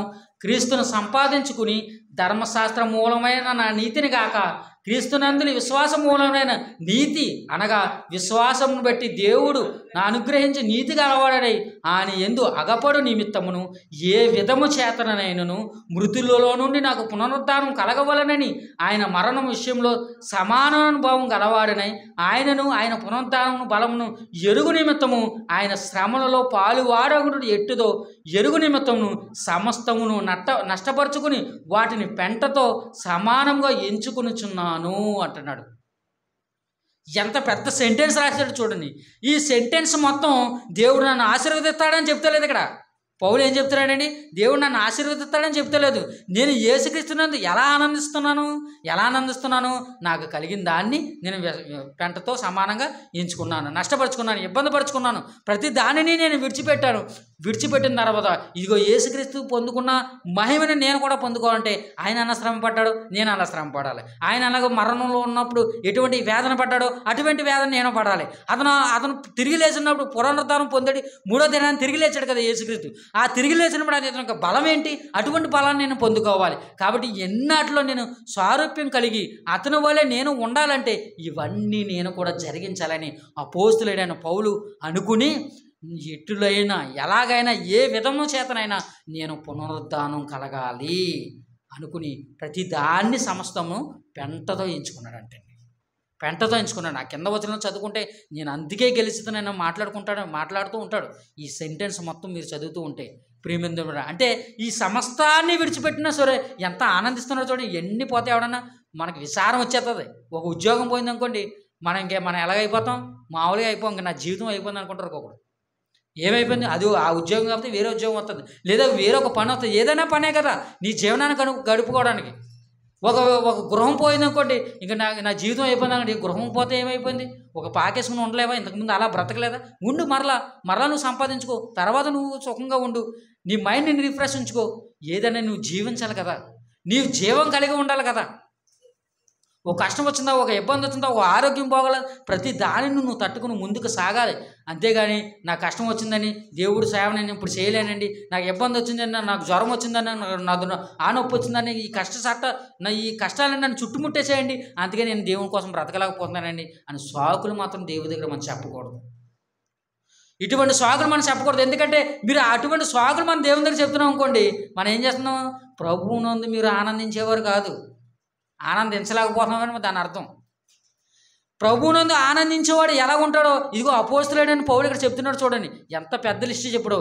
ఇలా చేసినా సరే పౌలు ఆనందించాడంట, సమస్తాన్ని పెంటతో ఎంచుకున్నాడంట. ఒకనాడు ఎవరైతే పేతురు యోహాను డబ్బు కోసం ఆశపడ్డారో చూసావా, మనుషుని బట్టి జాలగా చేస్తారంటే మాకు పైకం వస్తుంది అనుకున్నారు, కానీ రాలేదు. కానీ అదే పేతురు యోహాను అపోస్తుల కార్యంలో 3వ అధ్యాయంలో జరిగిన సందర్భంలో ఏం జరిగిందండి? వారు ఇంచుమించు 3,000 మంది బాప్తిసం తీసుకున్న తర్వాత అక్కడ జరిగిన సందర్భం ఏంది? అక్కడ కలిగిన వారు అందరూ చూద్దాం ఒక మంచి సందర్భం. అదే అపోస్తుల కార్యం 3వ అధ్యాయం, అపోస్తుల కార్యం 3వ అధ్యాయం, అపోస్తుల కార్యం 3వ అధ్యాయం, క్షమించండి 2వ అధ్యాయం 44వ వచనం. అపోస్తుల కార్యం 2వ అధ్యాయం 44వ వచనం. విశ్వసించిన వారందరూ ఏకముగా కూడి తమకు కలిగినది అంతయు సమిష్టిగా ఉంచుకునిరి. ఇదియుగాక వారు తమ స్థిరాస్తులను అమ్మి అందరికీ వారి అక్కర కొలది పంచిపెట్టిరి. వారు ఏక మనస్కులై ప్రతిదినము దేవాలయంలో తప్పక కూడుకొనుచు ఇంటింటా రొట్టె విరుచుచు దేవుని స్తుతించుచు ప్రజలందరి వలన దయ పొందిన వారే ఆనందముతోనూ నిష్కపటమైన హృదయముతోనూ ఆహారం పుచ్చుకునిచుండిరి. మరియు ప్రభు రక్షణ పొందుచున్న వారిని అనుదినము వారితో చేర్చుచుండెను. చూసారా, ఈ బాప్తిసం తీసుకున్న 3,000 మంది కూడా ఏం చేశారండి? తమకు కలిగిన చిరాస్తులను, తమకు కలిగినది అంతా తీసుకొచ్చి ఎవరి దగ్గర పెట్టారంట? పేతురు యోహాను దగ్గర పెట్టారండి. పేతురు యోహాను దగ్గర పెట్టారు. ఒకనాడు ఏ ధనానికైతే ఆశపడ్డారో పేతురు యోహాను, ఆ పేతురు యోహాను దగ్గర అంత ధనం పెట్టిన, అంత ఆ స్థిరాస్తులు ఆ పత్రాలు వారి దగ్గర పెట్టిన వారికి దాని మీద ఆశ లేదండి. వారికి దాని మీద ఆశ లేదు, దానికోసం ఆలోచించలేదు. ఎందుకంటే వారు సమస్తాన్ని పెంటతో ఎంచుకున్నారు. అందుకే ఏమన్నారంటే కింద మనం చదువుకున్నాం కదా ఇందాక, అందుకే మా దగ్గర వెండి బంగారాలు లేవు. ఎందుకు లేవు? వాళ్ళ దగ్గరే కదా. మొత్తం అందరూ ఎవరి దగ్గర పెట్టారు? పేతురు యోహాను దగ్గరే కదా పెట్టారు. తెచ్చేసి వాళ్ళకి ఆ కుంటోడికి ఇవ్వచ్చు కదా. కానీ కుంటోడికి ఏం చెప్తున్నారు? మా దగ్గర ఏం లేవు, వెండి బంగారం లేదు, కానీ యేసుక్రీస్తు మా దగ్గర ఉన్నాడు, ఆ యేసుక్రీస్తు నామాన్ని నువ్వు స్వస్థత పొందు అని చెప్పారండి. ప్రియమైన దేవుని ప్రజలారా, అంటే దేవుడు మన జీవితంలోకి వచ్చిన మనం నష్టపోతాం, కానీ ఆ నష్టం చాలా మంచిది, మనకి క్షేమకరమైనది, మనకు ఉపయోగకరమైనది, దేవుని యొద్దకు మనం చేర్చేది. చివరిగా ఒక సందర్భం చూద్దాం. అపోస్తుల కార్యం, అదే అపోస్తుల కార్యం 16వ అధ్యాయం, 16వ వచనం. 16వ వచనం. మేము ప్రార్థనా స్థలమునకు వెళ్ళుచుండగా పుతోను అని దయ్యం పట్టినది సోది చెప్పుడు చేత తన యజమానుకు బహు లాభం సంపాదించుచున్న ఒక చిన్నది మాకు ఎదురుగా వచ్చును. ఆమె పౌలును మమ్మును వెంబడించి, ఈ మనుషులు సర్వోన్నతుడైన దేవుని దాసులు, వీరు మీకు రక్షణ మార్గం ప్రచురించు వారై ఉన్నారని కేకలు వేసి చెప్పెను. ఆమె ఇలాగూ అనేక దినం చేయుచుండెను కనుక పౌలు వ్యాకులు పడి దాని వైపు తిరిగి, నీవు ఈమెను వదిలిపోమని యేసుక్రీస్తు నామమున ఆజ్ఞాపించుచున్నానని ఆ దయ్యంతో చెప్పును. వెంటనే అది వదిలిపోయెను. ఆమె యజమానులు తమ లాభసాధనం పోయినని చూచి పౌలును చీలను పట్టుకుని గ్రామపు చావడిలోనికి అధికారుల యొద్దకు తీర్చుకుని పోయిరి. చూసారా, యేసుక్రీస్తు వారితో ఉన్నందుకు ఆనాడు ఒక దెయ్యం పట్టిన ఒక స్త్రీ ద్వారా లాభాన్ని సంపాదించుకుంటున్న మనుషులకి లాభ సాధనం పోయిందండి. ఎలా పోయింది? ఆ దెయ్యం పట్టింది ఏమంటుందంట? ఆ దెయ్యం ఏమంటుందో, లోన ఉన్న దెయ్యం అప్పుడు దాకా ఆ సోది చెప్పి నీకు అది కలుగుతుంది, ఇది కలుగుతుంది, అది జరుగుతుంది, ఇది జరుగుతుంది ఆ చెప్పిన ఆ సోది దెయ్యం ఏం చేసిందండి? వీళ్ళని పౌలును శీలను చూసిన తర్వాత ఈ దెయ్యం రూటు మార్చేసింది. ఎందుకంటే వీళ్ళ దగ్గర నా తైతెక్కలో చెల్లవు కాబట్టి ఏం చేసిందండి? ఇదిగో ఈ మనుషులు మీకు రక్షణ మార్గాన్ని మీకు కలుగు చేస్తారు, ఈ మనుషులు మీకు రక్షణ మార్గాన్ని తెలియపరుస్తారని ఈ దెయ్యమే ప్రకటిస్తుందంట. మీకు అర్థమవుతుందా? ఈ దెయ్యమే తన చుట్టూ ఉన్న మనుషులు చెబుతుందంట. ఒకనాడు సోది చెప్పిన ఈ దెయ్యం ఈసారి యేసుక్రీస్తు కోసం రక్షణ మార్గాన్ని ప్రకటించేవారు ఇదిగో ఈ మనుషులే అని వారికి చెబుతుంటే, ఇదిగో ఎలా చెబుతూ ఉంటే ఆయనకి ఇసుకొచ్చేసిందండి. ఎవరికి? పౌలుకి శీలకే ఇసుకొచ్చేసి ఏం చేశారంటే, ఇదిగో యేసుక్రీస్తు నామాన్న నిన్ను వదిలిపో, ఈ మనిషిని ఈ స్త్రీని విడిచిపెట్టి వెళ్ళిపో అని గద్దించగానే విడిచి వెళ్ళిపోయింది.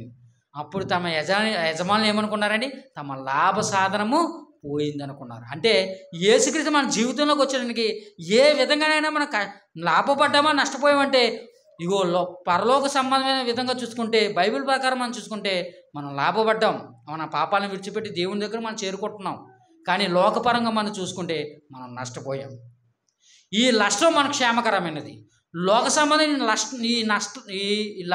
ఈ నష్టాన్ని మనం కోరుకోవాలి. ఈ లాభసాధనం పోయినా మనకు నష్టం లేదండి. ప్రియమైన దేవుని పిల్లరా, ఇటువంటి సంగతులు మీరు పరిశీలించారు. మంచి నిర్ణయం మీరు అందరూ తీసుకోవాలి. ఈ సంగతులను ఇక్కడితో ముగిస్తున్నాను. కళ్ళు మూసుకుందాం, ప్రార్థన చేసుకుందాం. పరలోకమందున్న మా తండ్రి, కొన్ని విషయాలను అయినా తండ్రి మీ పిల్లలకు మీ వాక్యం ద్వారా వివరించాను తండ్రి. మేము వాక్యం చెప్పడంలో తండ్రి ఏదైనా పొరపాటు జరుగుంటే మమ్మల్ని క్షమించండి. మీ మాటలు చెప్పాలన్న ఆలోచన తండ్రి మాకు ఎప్పుడు ఉంటుంది నాయన. మీ మాటలను బాగుగా తండ్రి మీ పిల్లలకు అర్థమయ్యేలాగా చెప్పడానికి తండ్రి మా శాయశక్తులు తండ్రి మేము ప్రయత్నిస్తున్నాం తండ్రి. మీ యొక్క సహాయం కూడా మాకు అనుగ్రహిస్తున్నందుకు తండ్రి వందనములు నాయన. తండ్రి విన్న ఈ మాటలను తండ్రి దుష్టుడు ఎత్తుకుని పోకుండా మా సహోదరులు సహోదరుమణులు అందరూ కూడా తండ్రి ఈ మాటలను జ్ఞాపకం చేసుకున్న సహాయం అనుగ్రహించండి. మీ కృపను చూపండి నాయన. మరలా తండ్రి మేము అందరం కలుసుకున్న తండ్రి మీ వాక్య పరిశీలన చేసేంత వరకు మీ కృప మీ సహాయం మాకు అనుగ్రహించమని, ఎవరికి ఏ ఇబ్బందులు ఉన్నాయో ఏ కష్టాలు ఉన్నాయో తండ్రి మాకు ఏ అవసరతలు ఉన్నాయో ప్రతిదీ మీకు తెలుసు నాయన. ప్రతి దానిని మీ చిత్తానుసారంగా ప్రతి దానిని జరిగించమని కృపను చూపమని తండ్రి ఈ యొక్క అవకాశం నాకు అనుగ్రహించిన వందమని తెలియజేస్తున్నాయన. ఈ ప్రార్థన మీ కుమారుడు మా రక్షకుడైన యేసుక్రీస్తు వారి నామమున అడిగి వేడుకుంటున్నాను పరమ తండ్రి. ఆమేన్. అందరికీ వందనాలు.